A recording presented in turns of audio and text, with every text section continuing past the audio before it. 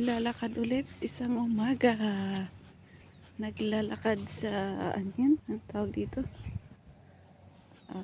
Duck pond. Ayun. Mga 5 to 10 minutes away from our tulog pa ang tatay. Kaya maglakad na lang muna kami. And may ducky doon. Ito yung duck pond. Isang maganda dito sa sa bansang ito parang they make it to a point na maraming park, conserve nature talaga sila dito. Man-made nature ang iba. Ganun. Yan. Gandang upo dito pero ayun, sa kadami ng birdies, ang daming birdie poops. Yan. Ayun. Ang ganda dito. Amo po, magmuni-muni. Wala masyadong tao dito. Minsan may nakita akong nakaupo dito.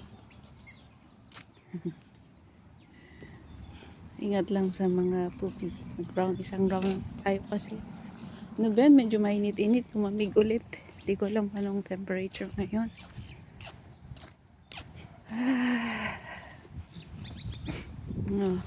Usually mga animals dito protected. Hindi ka pwedeng tirado rin and then iluto.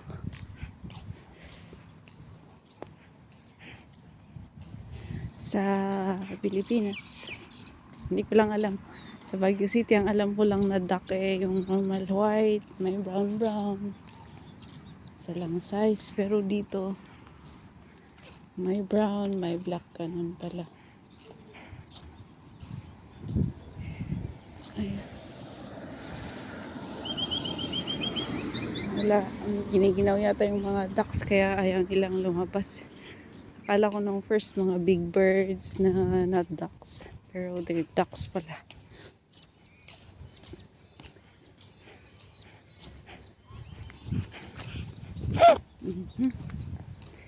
May medyo malayo ng konti, mga 15-20 minutes walk from here. May saring duck pond doon. Ayun, hindi ko lang kung duck yan o this one is duck yun ng mga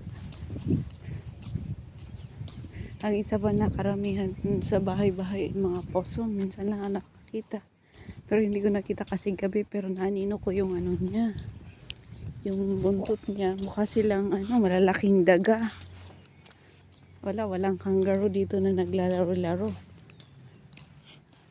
Minsan daw doon sa sa medyo gilid-gilid na wala masyadong bahay. Mga fox daw. Wala pa rin akong nakita. Pero kangaroo, mayroon makakita sa wild yata dito, hindi ko alam, or hindi lang ako naglalabas-labas. Ayun, may nag-aalaro doon na tubig na duck. Tingnan natin kung hindi sila aalis. Lapitan natin. Ayun, black na duck talaga sila.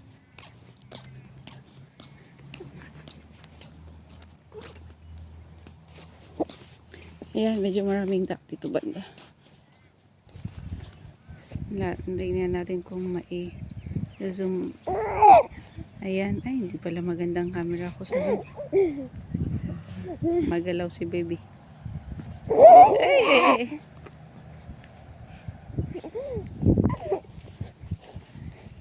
Ayan sila sa gilid.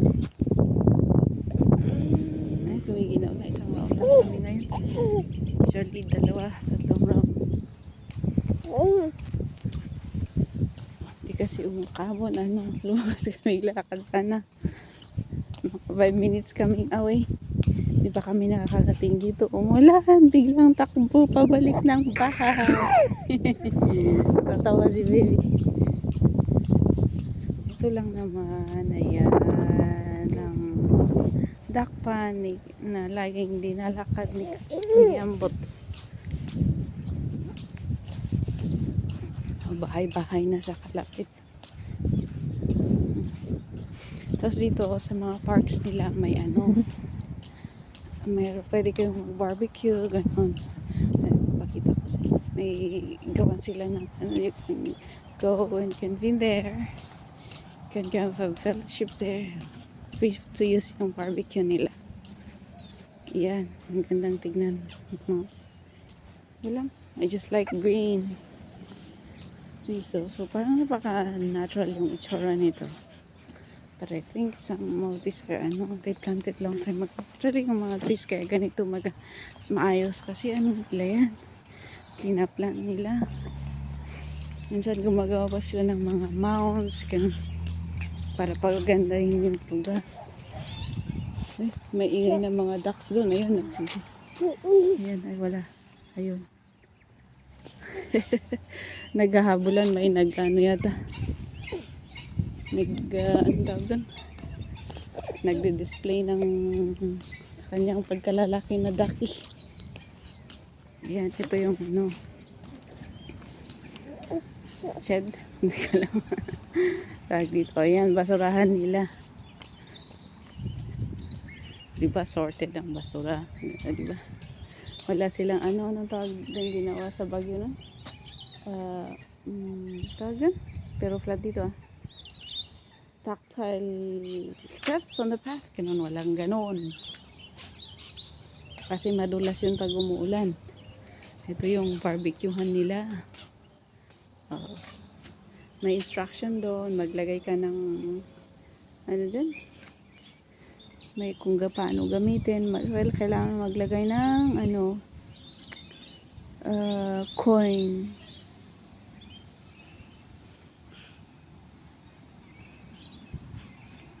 Hindi ko alam anong coin ang gagamitin dito. Hindi ko nabasa. Tapos ito siya. Yan yun. Doon ka. Pero linisin mo after para naman ready for the next use. Ganun. Ayan. Nawala na naman si Haring Araw. Kaya kailangan na umihi. Malamig talaga. Magkape muna. Kasi gising. Layer ng damit, palit ng damit, and then lakad ang ginawa natin ni Ambot.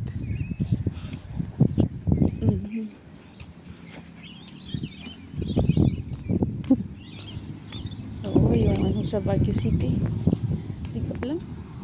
Opinion lang ha, huwag kayong magalit sa akin.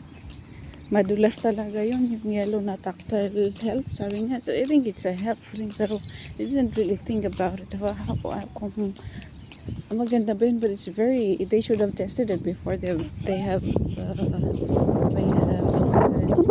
nilagay. English pa ako, nabuulol naman. Hindi ko kasing magtagalog din. Ayan, dito may tactile siya. May tactile siya, pero dito lang. Doon dito sa bus stop lang. Ayan,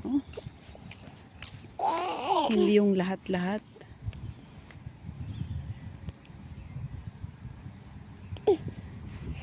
Kasi nga madulas. At ano pa